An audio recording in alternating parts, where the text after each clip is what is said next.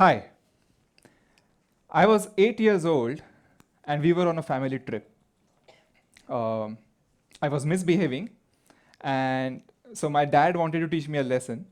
He left me on a roadside, and my family went away in the car. I know. They came back in 5 minutes.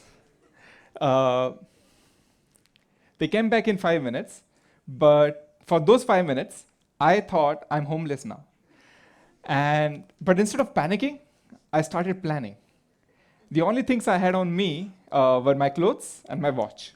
So I decided to sell my watch, use that money to put up a roadside thela wala shop. You know, I also started planning what items to trade to make money faster. And you see, the reason I was calm was because I had grown up hearing stories about how my father, as well as my grandfather, respectively, both of them left their home villages when they were still kids, went to a big city, and eventually, despite all odds, became entrepreneurs. So, those values of entrepreneurship, courage, adaptability were drilled down in me even as an 8-year-old kid. And those values came to the fore in that moment. Sadly, all those business plans got cancelled because my family came back. And when they got to know what I was thinking, they were shocked. But they also, at that time, knew one thing for sure, that I will become an entrepreneur when I will grow up. And I did become one. In 2015, my co founder Chirag and I had a vision for a smart parking startup called Get My Parking. Since then, we have grown from a team of 2 co-founders to 150 plus people, from a small, embarrassing prototype in a Delhi's parking lot to more than 3,000 smart parking lots in 21 countries. We have raised millions of dollars in funding to scale our business to millions of dollars in revenue and millions of parking transactions processed digitally. But this wasn't my first startup. When I was 22 years old, in 2013, I also tried to start an online store for tribal art. I had 2 co-founders with me. We won a hackathon. We got some investor interest also. But despite that, both my co-founders quit within 3 months. That idea never saw successful execution. Now, the difference, of course, between that idea, that startup, and my second startup, Get My Parking, is the team, the founding team. You see, I think ideas are purposeless alone. It's the execution that matters. In fact, entrepreneurs should be called as exipreneurs. And if it's the execution that matters the most, then the team behind the execution is the one which will make or break any startup story, right? So, yeah, it's the team which is at the core of any success for any idea. But what distinguishes a good team from an average team? Any guesses? It's the team culture. But how do you define team culture? Right? Is it just the policies, the rules that you have for your team, how to behave and not? Is it just the money spent on welfare programs? Is it free beer, free food, ping pong tables in office, cool office space? Is that what makes a team culture really good? These are all important components, but not enough. According to me, in one line, team culture is defined as what is encouraged, tolerated, or not tolerated within the team. It's what's getting communicated in every action and interaction within the team. For example, it's the leadership which sets everything in the culture, because culture is always set from top to bottom. It matters what you as leaders behave in front of your team as, because they're always observing. Your team is taking cues as to what is acceptable and not acceptable in this workplace. There was a time when I used to be late for all the meetings and all my deliverables. So some of my team members started learning that, oh, it's okay to be late here in this company. I can be late in my meetings because my boss is doing that. And so timeliness as a value started decreasing in our company. But then my co-founder Chirag intervened and we did some course correction.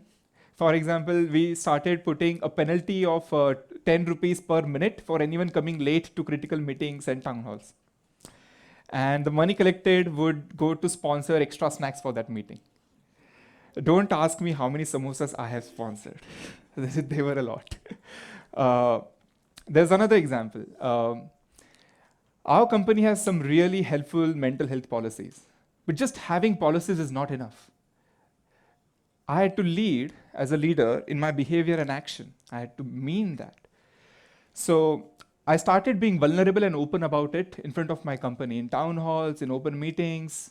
I started talking about all the mental health conditions my family has been facing, going through, the therapies that I have gone to and my family has gone to. And that encouraged some of the team members to come forward to me privately. And we started sitting down for hours and helping each other to deal with mental health conditions. And that, along with the policies together, has created a culture in our company which is open and accepting of vulnerabilities and health conditions. So it starts from the leadership, and it starts by showing what behavior should be encouraged or tolerated or not tolerated.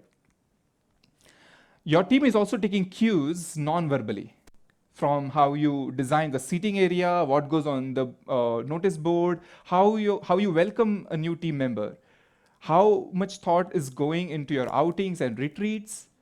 Each and every action interaction is a cue for your team to learn, okay, what is allowed here, what is not allowed here, how should I behave?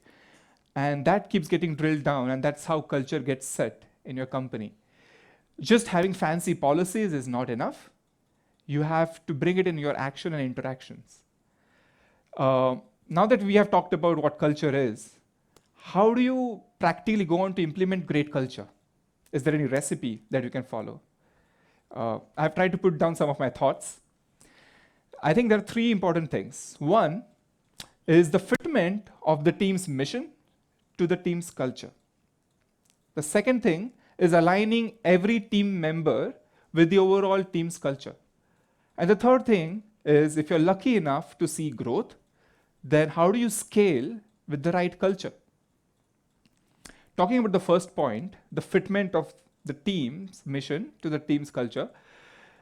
See, the same value systems don't work for every team. What works great for a rock band may not work for a team of astronauts, right? It's not like one of them is wrong. It's just that there are certain values which help a team achieve their objectives faster than other values. So as a leader, your first task is to identify that, hey, what's my mission? What are my objectives? Accordingly, what values I should not tolerate and what values I should encourage. So figure that out. And that way then you can build a value system for your company's culture. We in 2015 started as a B2C parking startup in India, but then we went through a lot of strategic changes and the pivot in 2017. In 2017, we started to go outside India, changed our entire business model. So we sat down with our entire team and we wrote down, again from the scratch, what value systems to create. Because the business model was changing, the strategy was changing, so should the team's values according to the new mission for the team, right? And then we drilled down all of that into our quarterly OKR reviews, performance appraisal. In fact, 30% weightage in our company's performance appraisal is given to the values exhibited by each individual. So it matters how you do things and not just what outputs you perform, okay? And then we created training programs to execute all of that. So yeah, fitment of your team's mission to your team's culture. Now that you have identified, acha, what's my mission, what values I should encourage, how do you align your existing team members or the new team members you're hiring for? I've taken several interviews in last few years, and the thing that I always use to check is that I keep focusing on the motivation of an individual's decisions. I don't see what someone has achieved in their resume. I don't see, okay, what degree, what career moves they have made, what shifts in their career has happened. I ask them why you did that. Why this college? Why this career move? Why this company? Why this role and position? So I keep asking why multiple times till I get to the bottom of what motivated that decision. What value guided them? Was it money? Was it something else? Family, location? what kind of values are they as an individual exhibiting in their actions. Once I find that out, then I see if that matches my company's value set identified in the first step, and that's how I know the fitment. The third thing is, if you're seeing growth, you will end up hiring a lot of people very fast. Your company will grow fast. That's a good thing. But many companies which have great culture in the beginning lose out on that when they start growing. Because initially the founders are there interacting with each and every team member, so they are able to exhibit their values and they reflect in each and every interaction. But as suddenly you become 100 people, 200 people team, the founders are not interacting with each and every team member, right? So people in different departments or teams don't really get to know what values are really encouraged by the leadership. They see only their manager. So how do you scale with the right culture? We today at Get My Parking have so many consultants working for us, including for design, engineering, compliances, cybersecurity. But one of the first consultants we hired when we were still a very small team was an expert consultancy for cultural assessment. Even as a small startup, we invested in that consultancy to understand with their tools what are the values my current team is exhibiting. I know what values I want for my new team mission, and then started benchmarking the gap. So we hired a life coach to implement training programs for each and every individual. A lot of companies have roadmaps and programs for upskilling the team members in terms of programming skills or other hard skills, but we invested in their cultural values also. That's exactly how you scale with the right culture. We, along with our coach, consultancy, the core team, we invested a lot of time, interacted a lot with all of our team managers, and even people who are not yet managers but about to become next generation managers. We created training programs for next generation managers. We made sure that 6 months from now, if someone is going to get promoted to the managerial position, they should already be taught the value systems we really uphold. And so in 6 months, when they became a manager, they were ready.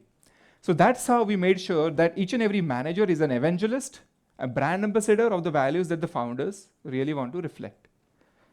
So these three things are good enough. The fitment to the mission, alignment of each team member, and then training programs to scale with the right culture.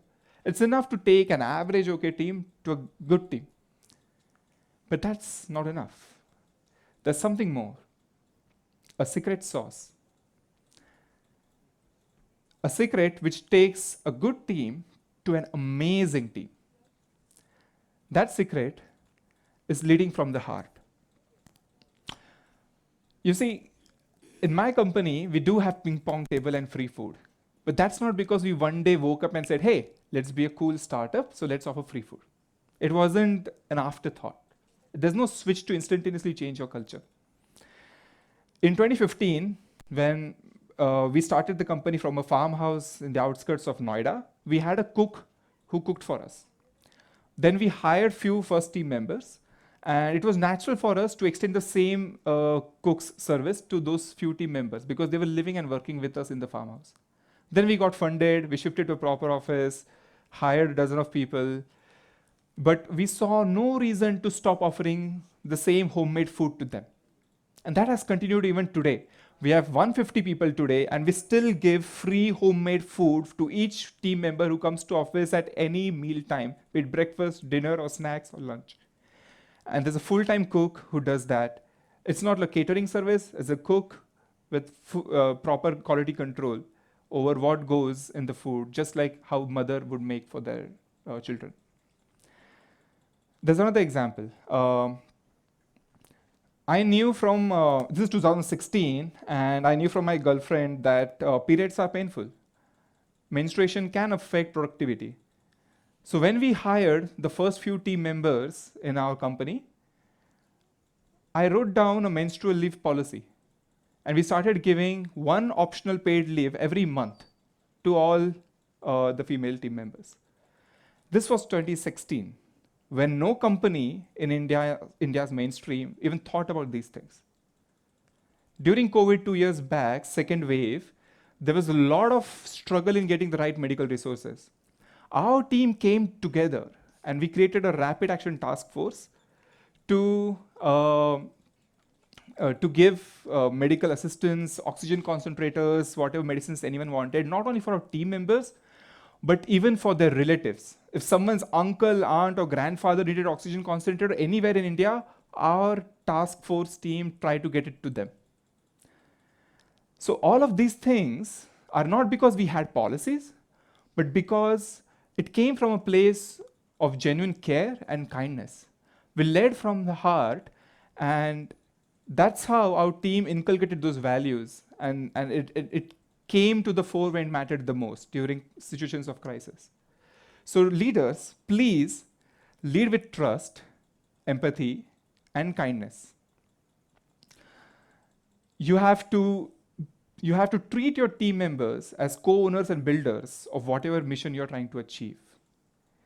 You have to lead keeping in mind that it's not just a place for them where they come for 8 hours. Workplace is where we spend the most of our adulthood in. The workplace environment shouldn't be a consequence of just chance and ignorance. It should be thoughtfully designed, deliberately engineered for great culture. And if you do that, it will be the proudest contribution you can do as leaders. I think leaders need to understand that just having fancy policies is not enough. Just having processes is not enough. Giving ESOPs doesn't make your team as co-owners. You have to treat them with action.